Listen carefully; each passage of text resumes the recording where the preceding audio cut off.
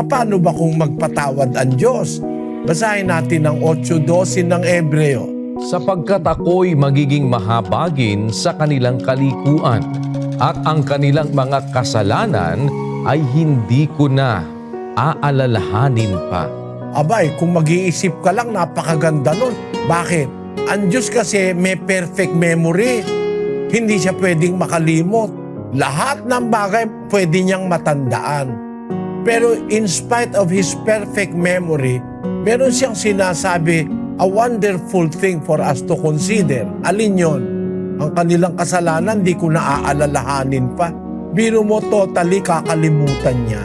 Ganon pala siya kung magpatawad. Ganon ang gawin mo. Magsadyos ka. Humilala ka sa Diyos.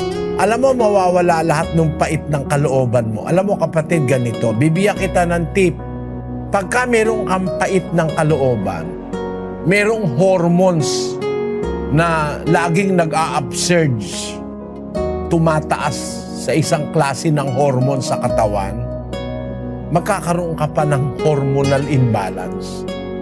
Ang hatred, ang sama ng loob, ang selos, yung nakatagong mapapait na bagay, it affects your hormonal condition. Basahin natin to, kapatid na Daniel. The Effect of Anger by Tyler Woods. Medical and psychological research has shown that no matter how much you exercise or eat correctly, you are putting yourself at risk if you do not manage your anger. Anger causes a widespread negative effect on the body. With chronic anger, people can also experience peptic ulcers, constipation, diarrhea, intestinal cramping, hiccups, chronic indigestion, heart attacks, strokes, kidney problems, obesity, and frequent colds.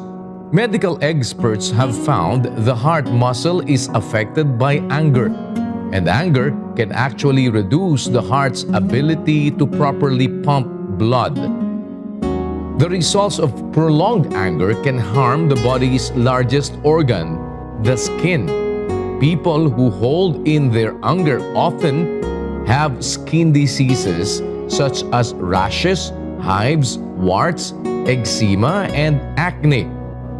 Researchers have studied the relationship of anger and skin disorders and discovered that when a person resolves his anger, skin disorders dramatically improve. One of the major effects anger has on the body is the release of chemicals and hormones. Yan ang pinakamasama. Anger may release chemicals and hormones.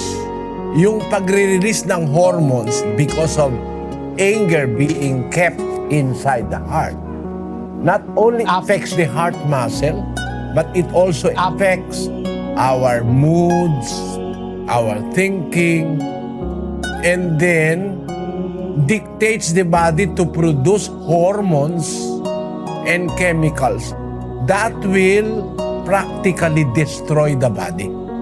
Panggagalingan ng maraming sakit. Kaya alam mo kapatid, kalimutan mo, ang isipin mo na lang, ay sino ka ba? How important are you para ako'y magalit ng matagal sa'yo? De, iisipin ko na lang na hindi ka na nag-e-exist. Oh, yun. Kasi sabi ng Diyos ay pag masaya ang puso mo, para ka nang umiinom ng magandang gamot